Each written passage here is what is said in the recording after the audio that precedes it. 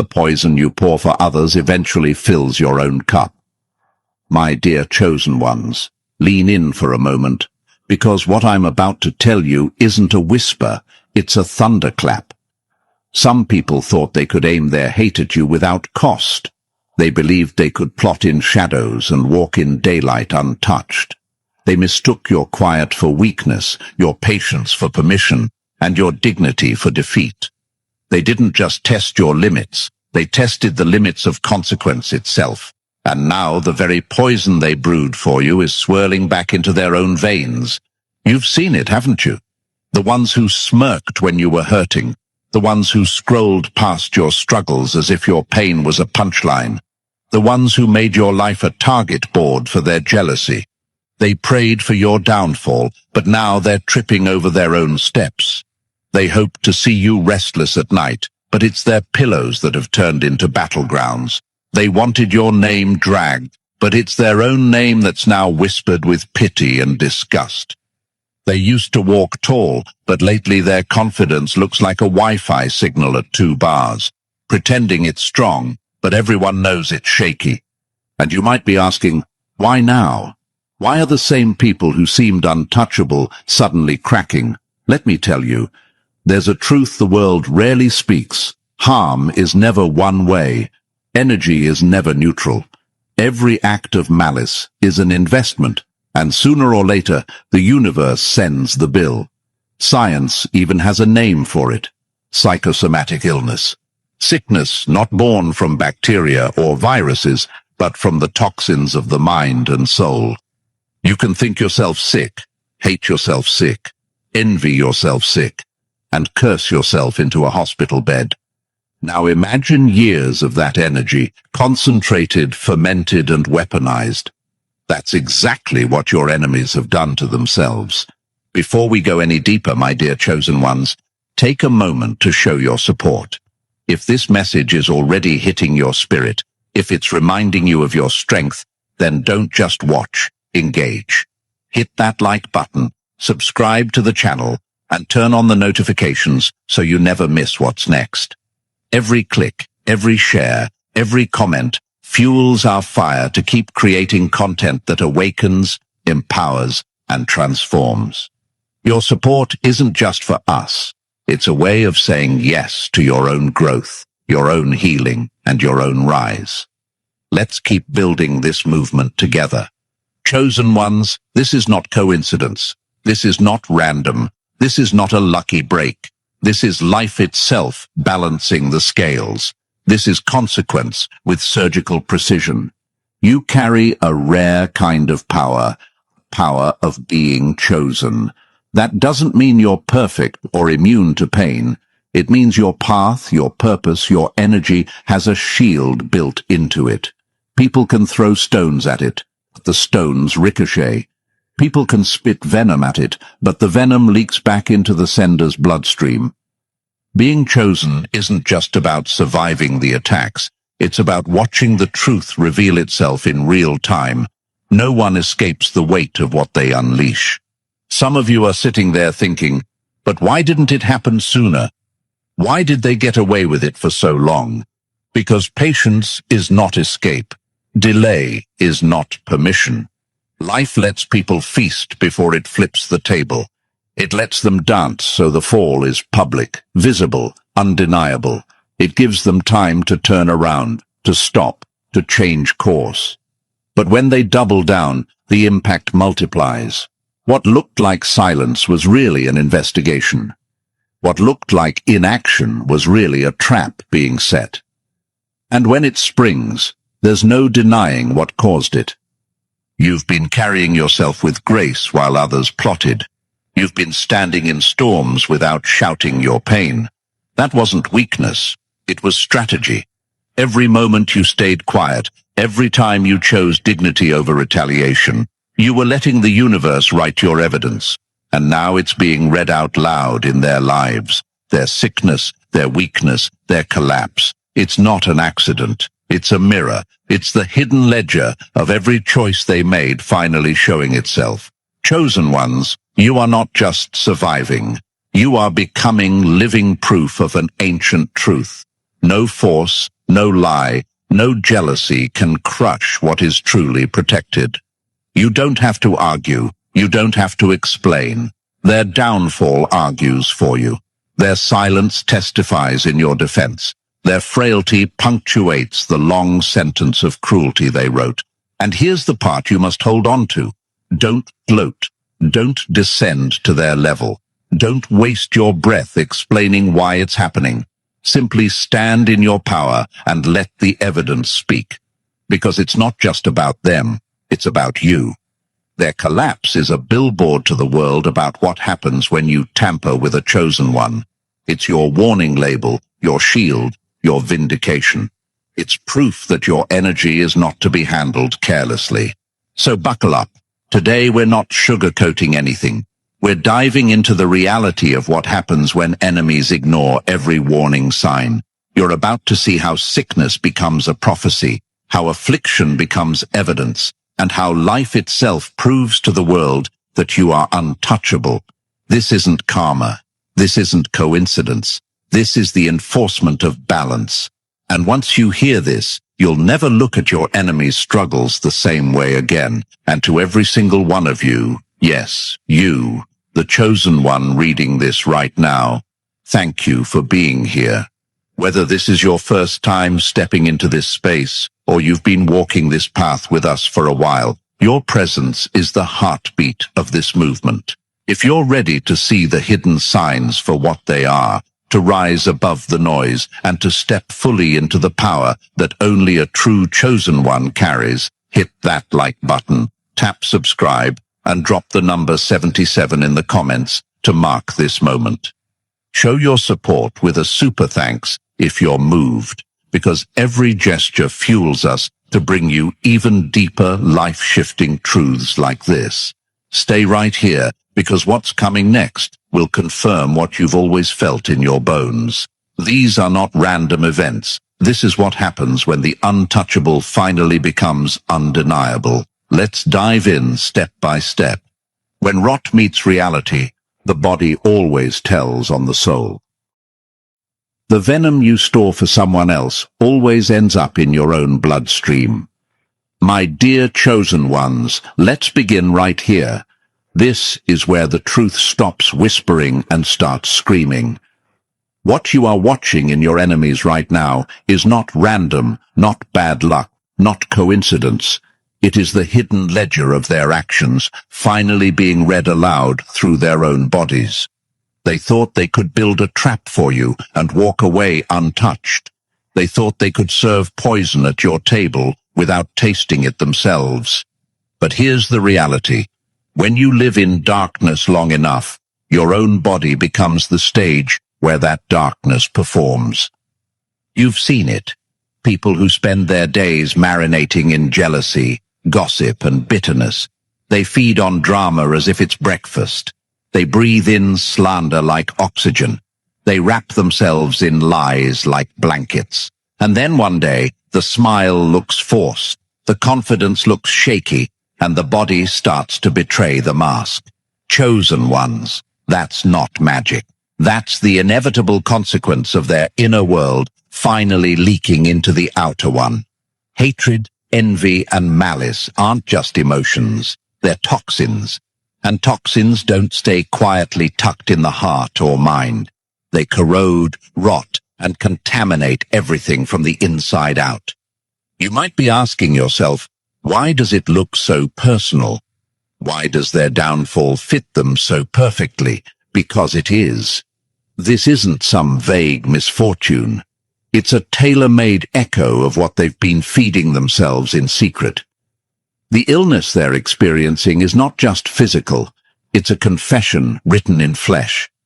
It's the body saying, I can't hold the weight of this filth any longer.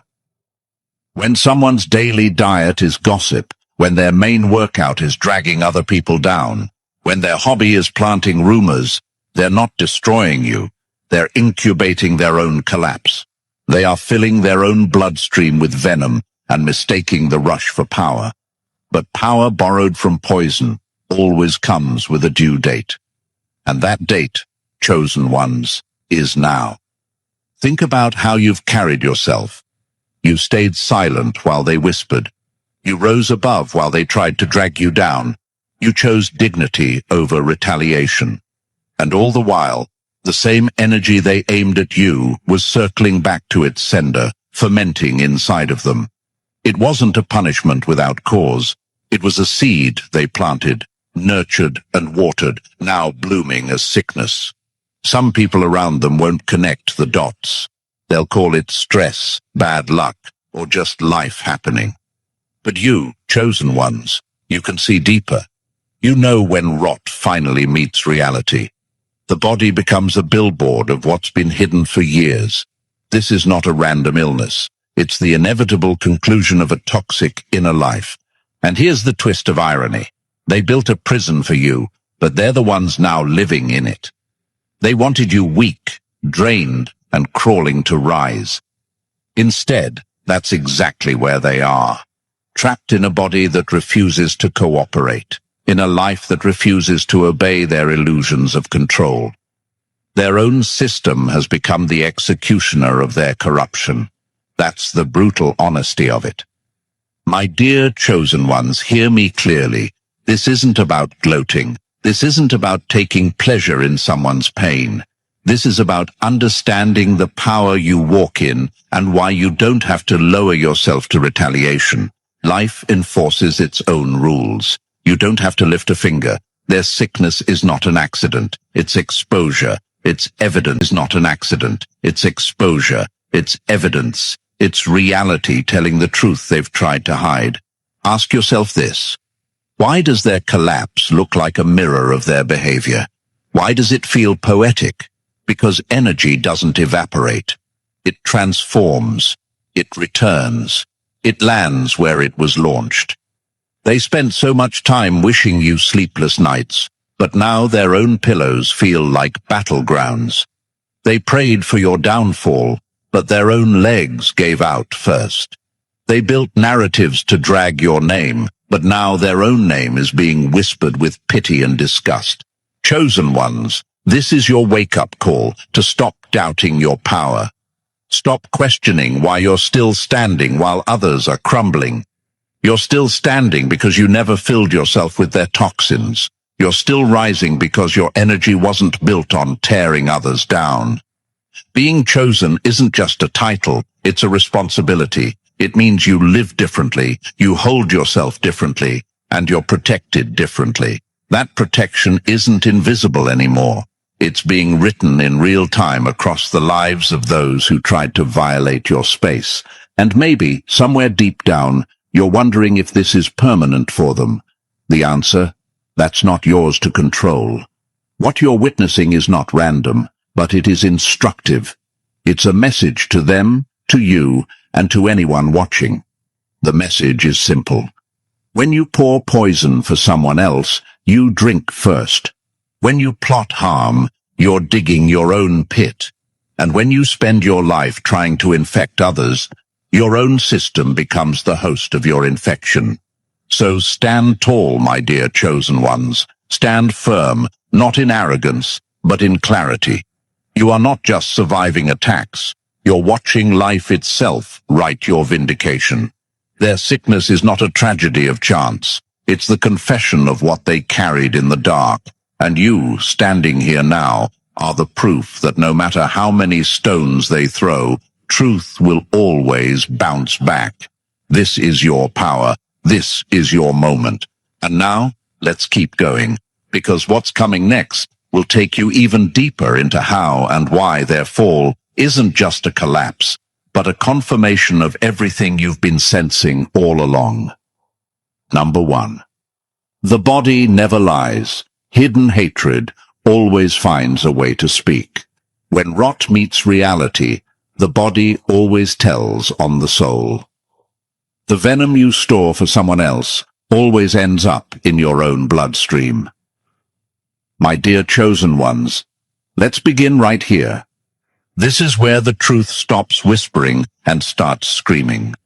What you are watching in your enemies right now is not random, not bad luck, not coincidence. It is the hidden ledger of their actions finally being read aloud through their own bodies. They thought they could build a trap for you and walk away untouched. They thought they could serve poison at your table without tasting it themselves. But here's the reality. When you live in darkness long enough, your own body becomes the stage where that darkness performs. You've seen it. People who spend their days marinating in jealousy, gossip, and bitterness. They feed on drama as if it's breakfast. They breathe in slander like oxygen. They wrap themselves in lies like blankets. And then one day, the smile looks forced, the confidence looks shaky, and the body starts to betray the mask. Chosen ones, that's not magic. That's the inevitable consequence of their inner world finally leaking into the outer one. Hatred, envy, and malice aren't just emotions, they're toxins. And toxins don't stay quietly tucked in the heart or mind. They corrode, rot, and contaminate everything from the inside out. You might be asking yourself, why does it look so personal? Why does their downfall fit them so perfectly? Because it is. This isn't some vague misfortune. It's a tailor-made echo of what they've been feeding themselves in secret. The illness they're experiencing is not just physical. It's a confession written in flesh. It's the body saying, I can't hold the weight of this filth any longer. When someone's daily diet is gossip, when their main workout is dragging other people down, when their hobby is planting rumors, they're not destroying you. They're incubating their own collapse. They are filling their own bloodstream with venom and mistaking the rush for power. But power borrowed from poison always comes with a due date, and that date, chosen ones, is now. Think about how you've carried yourself. You stayed silent while they whispered. You rose above while they tried to drag you down. You chose dignity over retaliation. And all the while, the same energy they aimed at you was circling back to its sender, fermenting inside of them. It wasn't a punishment without cause. It was a seed they planted, nurtured, and watered, now blooming as sickness. Some people around them won't connect the dots. They'll call it stress, bad luck, or just life happening. But you, chosen ones, you can see deeper. You know when rot finally meets reality. The body becomes a billboard of what's been hidden for years. This is not a random illness. It's the inevitable conclusion of a toxic inner life. And here's the twist of irony. They built a prison for you, but they're the ones now living in it. They wanted you weak, drained, and crawling to rise. Instead, that's exactly where they are, trapped in a body that refuses to cooperate, in a life that refuses to obey their illusions of control. Their own system has become the executioner of their corruption. That's the brutal honesty of it. My dear chosen ones, hear me clearly. This isn't about gloating. This isn't about taking pleasure in someone's pain. This is about understanding the power you walk in and why you don't have to lower yourself to retaliation. Life enforces its own rules. You don't have to lift a finger. Their sickness is not an accident. It's exposure. It's evidence. It's reality telling the truth they've tried to hide. Ask yourself this. Why does their collapse look like a mirror of their behavior? Why does it feel poetic? Because energy doesn't evaporate. It transforms. It returns. It lands where it was launched. They spent so much time wishing you sleepless nights, but now their own pillows feel like battlegrounds. They prayed for your downfall, but their own legs gave out first. They built narratives to drag your name, but now their own name is being whispered with pity and disgust. Chosen ones, this is your wake-up call to stop doubting your power. Stop questioning why you're still standing while others are crumbling. You're still standing because you never filled yourself with their toxins. You're still rising because your energy wasn't built on tearing others down. Being chosen isn't just a title, it's a responsibility. It means you live differently, you hold yourself differently, and you're protected differently. That protection isn't invisible anymore. It's being written in real time across the lives of those who tried to violate your space. And maybe somewhere deep down, you're wondering if this is permanent for them. The answer? That's not yours to control. What you're witnessing is not random, but it is instructive. It's a message to them, to you, and to anyone watching. The message is simple. When you pour poison for someone else, you drink first.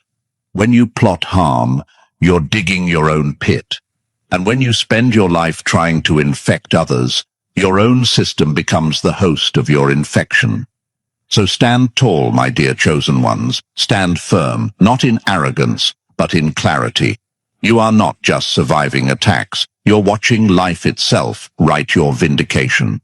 Their sickness is not a tragedy of chance. It's the confession of what they carried in the dark. And you, standing here now, are the proof that no matter how many stones they throw, truth will always bounce back. This is your power. This is your moment. And now, let's keep going. Because what's coming next will take you even deeper into how and why their fall isn't just a collapse, but a confirmation of everything you've been sensing all along. Number 2. They danced too early. The fall always waits for the loudest celebration. They ate like kings before the fall. Public glory, public collapse. The higher you climb on stolen ladders, the louder the crash when they snap. My dear chosen ones, this is where the story gets even clearer. Have you noticed how some people celebrate too soon? They throw parties over your pain. They make parades out of your setbacks. They gloat as if they've already won the war because they scored one battle. They laugh louder, post more, strut harder, believing that your silence equals surrender. They think the stage belongs to them, and for a while it looks like it does. But chosen ones, what you're seeing isn't victory, it's a setup. Life has a rhythm and it never skips a beat. When people build their celebrations on someone else's suffering, they are essentially placing their arrogance on a stage. They're turning their own hubris into a spectacle. That's why their triumph looks so big at first. It's being recorded, it's being magnified, it's being given an audience. Because when the reversal comes, and it always does, it won't be a whisper behind closed doors. It will happen on the same stage where they danced. Their victory lap becomes the runway for their downfall. Think about it, chosen ones. If their collapse happened in secret, people would dismiss it. They'd call it bad luck. They'd call it stress. They'd call it coincidence. But when the same crowd that cheered their arrogance also witnesses their unraveling, the truth writes itself. Their party becomes the context. Their collapse becomes the correction. Their own showmanship becomes the evidence that no one can ignore. You may be asking yourself, why does life even let them win first? Why not stop them before they can gloat? Because patience is not weakness. Delay is not permission. Sometimes life gives people a little rope, not to save them, but to show everyone what they'll do with it. And most of the time, they hang themselves with it. They could have used their small victory to soften, to humble, to reflect. Instead, they hardened. They mocked louder. They doubled down. They made their arrogance permanent. And by doing that, they turned patience into proof. My dear chosen ones, unto proof. My dear chosen ones, understand this. The timing of their rise and fall is not random. It's surgical. Their public celebration is a test they failed, and their public collapse is the evidence of that failure. It's a living warning sign for anyone else thinking of following the same path. It tells the world, this is what happens when you build your pride on someone else's pain. That's why you mustn't envy their feasts. Their tables are laced with the consequences they haven't tasted yet. There's another reason for the visibility of it all. A private smear can isolate you. It can make people doubt you, question you, even turn against you. But a public reversal after a public celebration rewrites the narrative in real time. It exposes the liar. It restores your credibility. It shifts the weight of shame from your shoulders back to theirs. Everyone who watched them gloat now watches them stumble. The stage that once belonged to their arrogance becomes the arena of their exposure. Chosen ones, this is your reassurance. You don't have to clap back, drag them online, or prove yourself to anyone. Life is already handling the timing. By letting them shine first, it ensures that their collapse cannot be written off as rumor or revenge. It becomes a billboard for accountability. It becomes a spectacle of consequence. It becomes the loudest sermon without a single word spoken. So when you see your enemies eating good, laughing loud, posting big, don't flinch, don't envy, don't doubt your power. Their feast is not their freedom. It's the prelude to the fall. It's the magnification before the exposure. It's the universe making sure the lesson will be public, undeniable, and unforgettable. And now, my dear chosen ones, hold your head high. Stay steady. Because as their own laughter becomes the echo that reveals them, your silence becomes your shield. What comes next is even more powerful, and it will confirm once again that your patience is never wasted. Number 3. Every pain is precision made. The consequence fits the crime. Every blow finds its home. When consequences fit like a glove. The harm you design for others is the exact blueprint of your own downfall. My dear chosen ones, lean in, because this is one of the most brutal truths about consequence. What you're seeing right now isn't random, isn't vague, isn't some cosmic accident. It's precision. It's the universe writing its receipts with surgical accuracy. The sickness, the breakdowns, the chaos your enemies are facing aren't just happening to them. They're happening from them. The damage they're experiencing is a perfect echo of the damage they tried to inflict. Think about it. When someone uses their tongue like a weapon, spreading lies and cutting reputations, it's not surprising when their own voice becomes powerless, when their credibility dissolves, or when illness robs them of the very sound they once used as ammunition. When someone spends their energy crushing others, it's no shock when their own strength begins to fade and their momentum runs dry. When they plot to break your peace, their own homes become restless.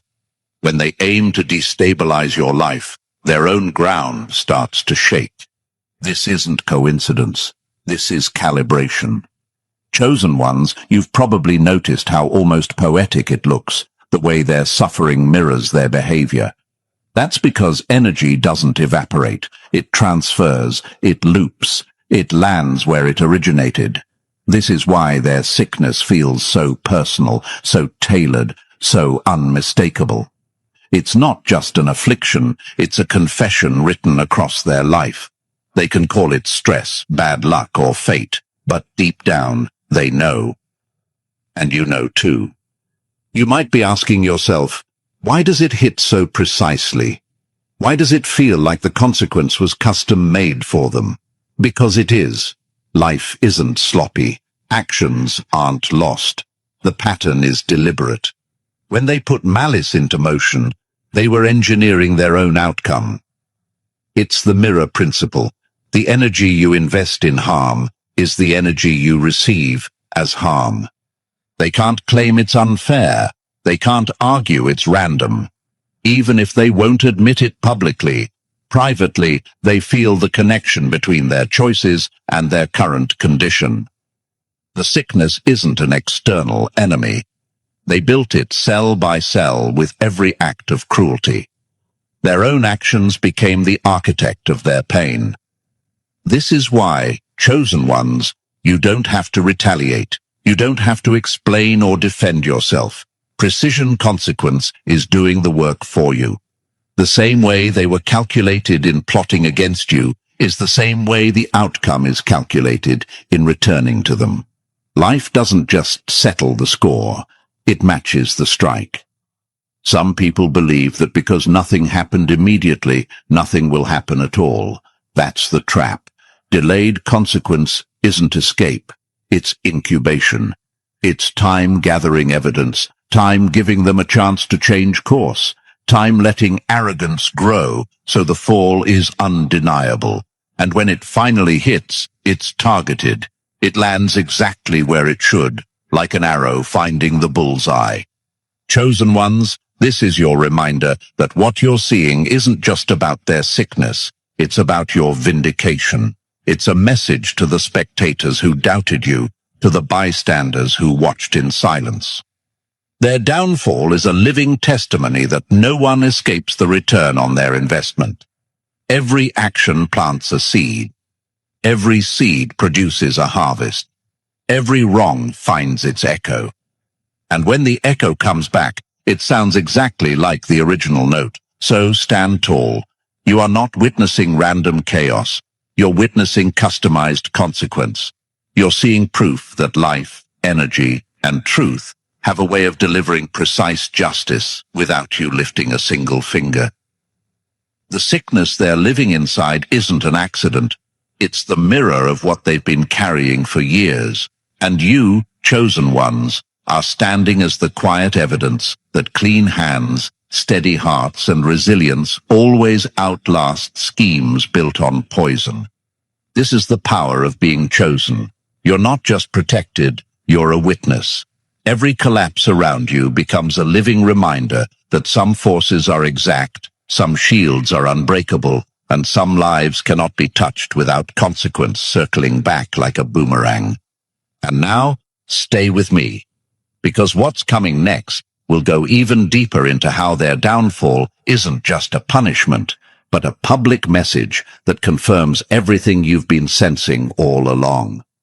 Number 4. When the body says, enough, the universe issues its own cease and desist. Their sickness is life's cease and desist letter. The hands you used to harm will one day be too weak to lift. My dear chosen ones, this is the moment where life itself steps in and does what you could never do on your own. What you're witnessing right now isn't chance, and it isn't random. It's not karma. It's not luck. It's a cease and desist order written by consequence itself. When someone crosses line after line, when they use their voice, their reach, their energy to wound, manipulate, and intimidate, life eventually steps on the brake. It doesn't erase them. It slows them down. It forces them to watch their own tools of harm slide out of their hands. Look at them now.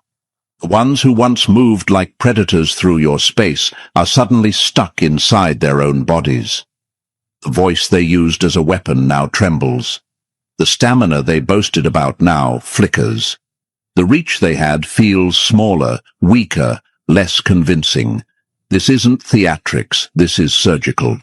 The same force that allowed them to run unchecked is now pressing pause, not to kill them but to stop the bleeding, yours and theirs. Chosen ones, understand this. Life's version of justice isn't always dramatic. It isn't always lightning bolts and explosions. Sometimes it's an interruption, a sudden hand on the brake, a slowing down so obvious everyone can see it. This pause isn't designed to satisfy your anger. It's designed to contain the damage. It's the universe saying, enough. You don't get to keep swinging while pretending to be clean. And while they're frozen in that pause, something powerful happens for you. Smear campaigns lose momentum. Lies die at their source. Plots wither without the person who feeds them daily. You get space to rebuild your name in plain view. People who once doubted you start to reassess because the aggressor can no longer keep their narrative alive. This isn't subtle, it's blunt, public, and unmistakable. The instruments of harm have been unplugged.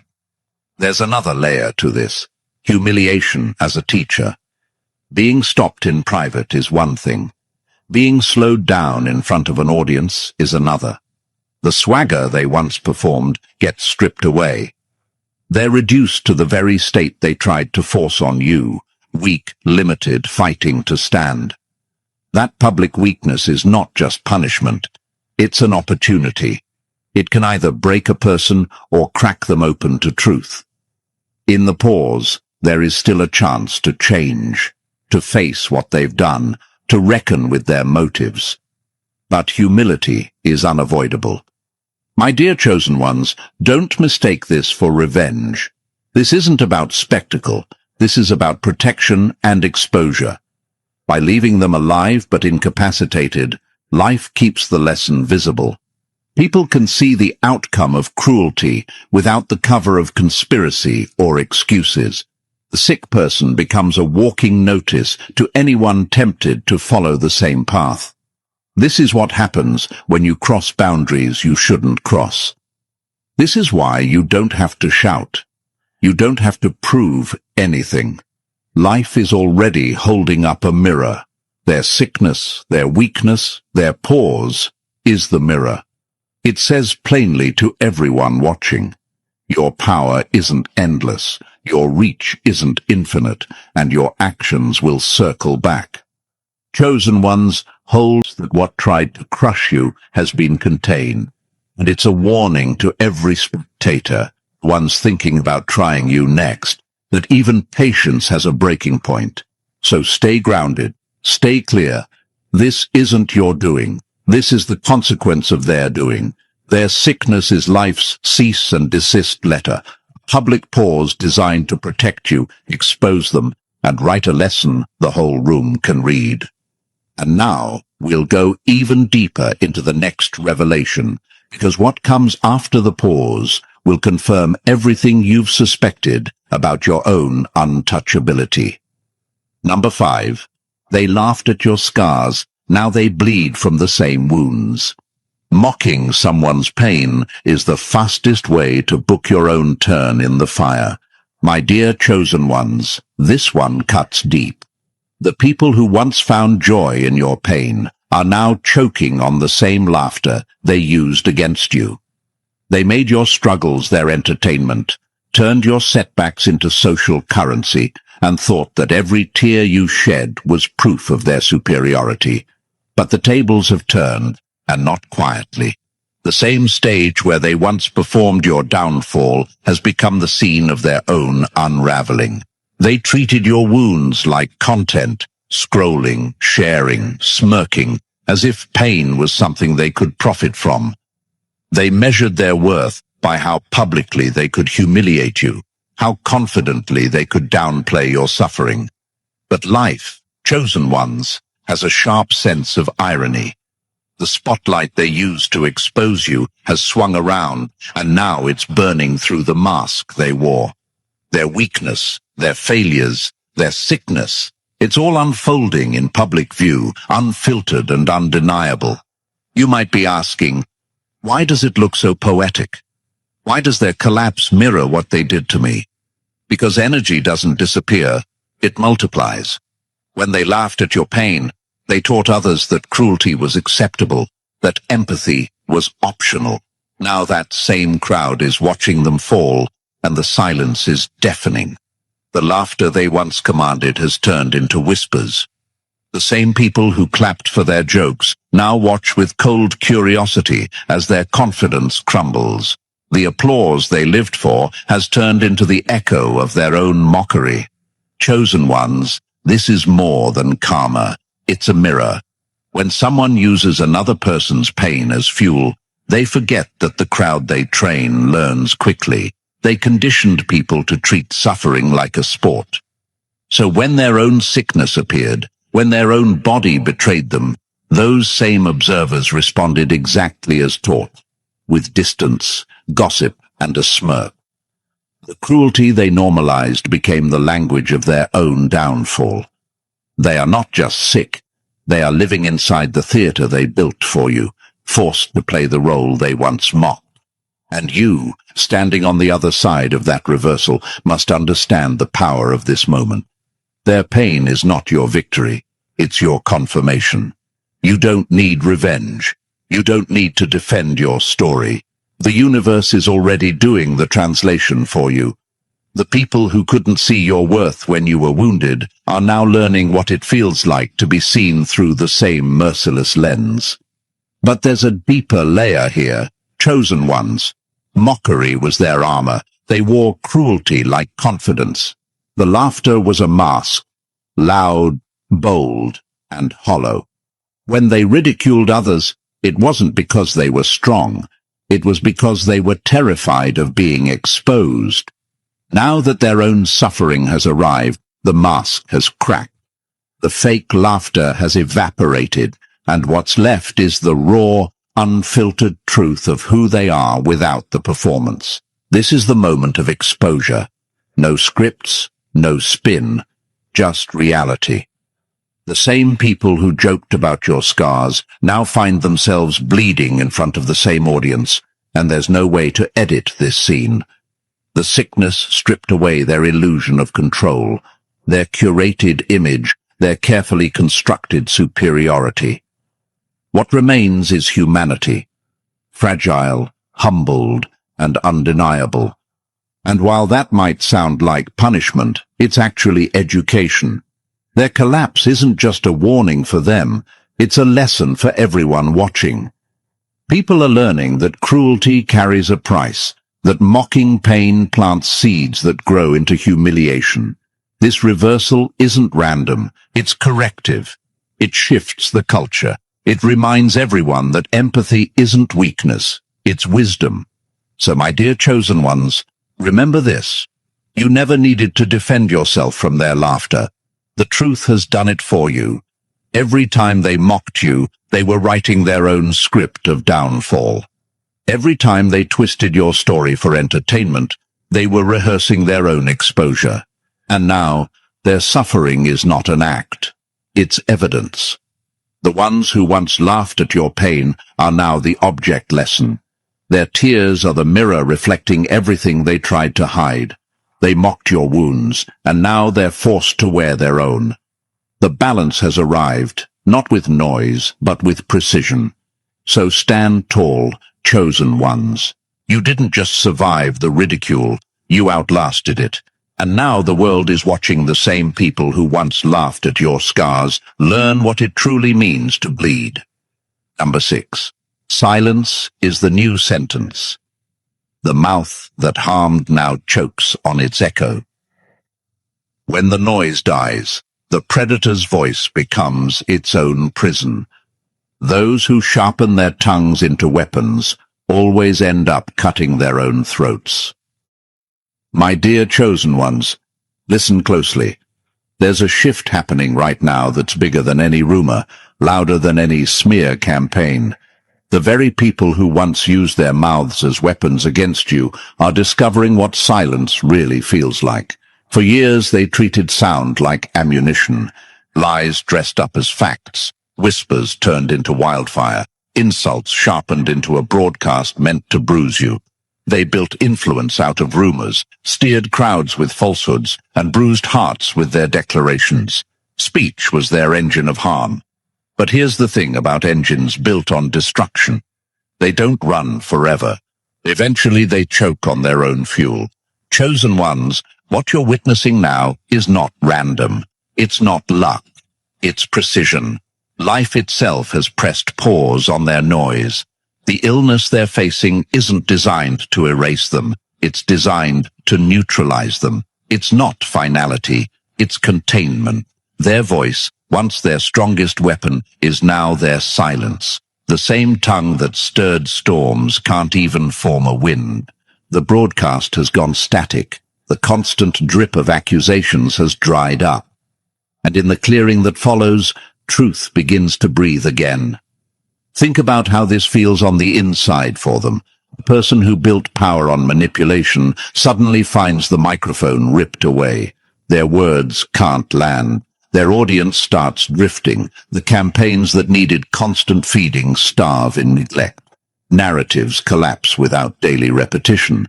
People who depended on their voice to validate lies are now left unmoored. Predator that lived on noise is forced into quiet, and quiet is where truth lives. You may be wondering, why silence instead of destruction? Why didn't life just wipe them off the board? Because this isn't about annihilation. This is about accountability. This is about creating a mirror they can't look away from. When someone who used words to wound is suddenly muted, they face a rare, unavoidable mirror. Silence is more than absence. It's a teacher. In silence, there's nowhere to run from your own reflection. And here's the fork in the road, chosen ones. The enforced stillness can become either a doorway or a dungeon. For some, it's a doorway to reckoning, a chance to confront what they've done and why. For others, it's a dungeon where resentment festers. Life gives them that choice. But either way, the damage stops. The smear campaigns lose momentum. Gossip stalls. Conspiracies lose shape. People who were bullied or gaslit finally have space to rebuild their voice without the shadow of a louder liar drowning them out. This is what makes their silence more than just a pause. It's a rebalancing. The noisy predator is muted long enough for the wounded to be restored. You get to reclaim your space. The truth gets to stand without being heckled, and the world gets to see what reality looks like when the static fades. Chosen ones, this is your proof. You never had to shout them down. You never had to match their noise. You just had to hold your ground long enough for the noise to choke itself out. And that's exactly what's happening.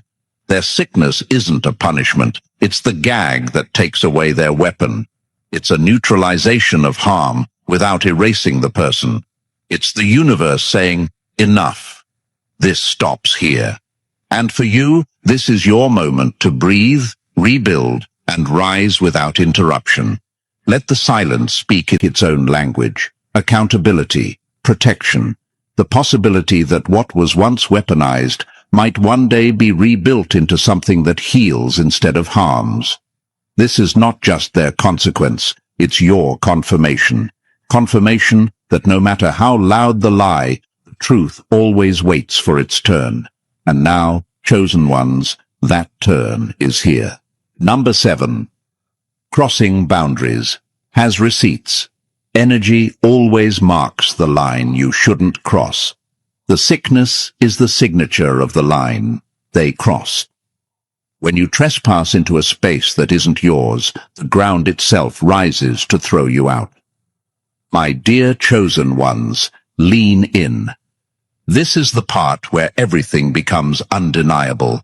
What you're seeing right now in your enemies isn't random illness or bad timing. It's evidence.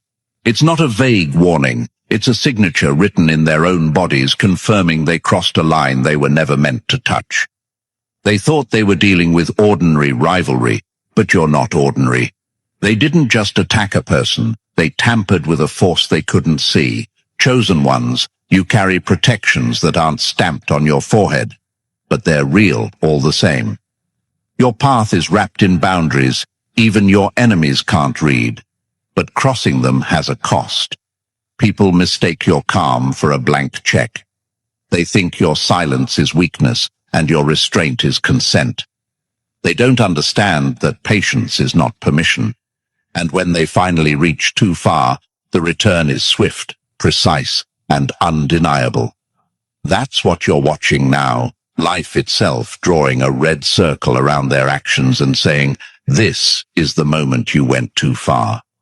Their sickness is not punishment for punishment's sake. It's a record. It's courtroom proof without the courtroom. It ties their trespass back to the act with such clarity that excuses crumble. You can almost see the chain reaction. First the attack, then the smug celebration, then the unexplained collapse. To outsiders, it might look like stress or coincidence, but to those with eyes to see, it's testimony in real time. The body becomes the affidavit. The symptoms become the confession. And here's the beauty in it for you, chosen ones. You don't have to argue. You don't have to defend yourself against the stories they've spun. You don't even have to explain why you're still standing. Their downfall explains it for you. Their sickness tells the truth louder than your words ever could. The narrative they built about you begins to dissolve under the weight of their own consequences. People start connecting dots on their own. Attack, then celebration, then collapse. Even the ones who doubted you begin to see the pattern. This is more than poetic justice. It's the enforcement of boundaries. It's the logic of cause and effect. They stepped into territory reserved for something bigger than themselves, and now the response matches the trespass. It's pointed, it's proportional, it's unmistakable. Their health, their reputation, their influence, all of it begins to erode in a way that mirrors exactly what they tried to erode in you. Notice how public it is. Life could have corrected them quietly. The sickness could have been invisible, but no, this is a public correction. The record is being set straight in front of witnesses. What was hidden is being dragged into the light. The same crowd that once believed their lies now watches their collapse. The moral weight that was unfairly placed on you is being shifted back where it belongs. This is vindication you don't have to manufacture. It's happening without your input, without your effort. Chosen ones, hold on to this truth. There are lines you don't cross. Your enemies are learning that too late. The sickness they're carrying isn't just a physical condition. It's a warning label for anyone thinking of trying the same thing. It says in no uncertain terms, some targets are marked, some boundaries are untouchable. Violate them, and the response will be tailored to your affront. And the power in this for you. You get to walk forward clean. You get to live without bitterness, because life itself does the balancing. You don't have to swing back. You don't have to prove your worth. You are the worth. You are the proof. Their sickness is not your revenge. It's the natural echo of their own actions. It restores balance, exposes the trespasser, and warns the rest who might be tempted to test the limits around you. So stand tall, my dear chosen ones. You are not just surviving. You are becoming living evidence that some boundaries are real, even when they're invisible. And those who ignore that truth discover it the hard way, written not in ink, but in their own bones. Number 8. The ripple that never dies. Their choices rewrote their legacy. When pain becomes inheritance, the ripple they started doesn't end with them. A stone thrown into a lake never sinks alone. Its ripples touch every shore. My dear chosen ones, let's go deeper now. What your enemies are facing isn't just a personal sickness, it's a legacy unraveling. What you're witnessing in their bodies is only the first visible crack. The tremors travel far beyond their skin. This is not a random event. This is the echo of a choice that never truly belonged to them alone. They thought their actions stopped at you. They believed that targeting you was an isolated act, something that would only bruise your life and leave theirs untouched. But chosen ones, when people come for you, they're not just trespassing into your personal space. They're stepping into a force with a long memory. Actions against a chosen one do not fade quietly. They ripple. Those ripples don't care about excuses or distance. They travel through relationships, through households, through legacies. Look closer. Have you ever noticed how certain patterns repeat in families? The same struggles echo across generations. The same obstacles appear, like weeds sprouting from the same soil. That isn't superstition. It's momentum. Energy does not vanish when the person who launched it walks away. It stays, it imprints, it waits. When someone chooses malice over integrity, that malice does not politely disappear after the act. It embeds itself in their system, their habits, their decisions, and yes, their bloodline. This isn't about punishment for the innocent. It's about the simple, brutal reality of cause and effect. You cannot pour poison into a river and then claim shock when the fish downstream die. You cannot train a household to feed on envy and not expect its children to feel the hunger.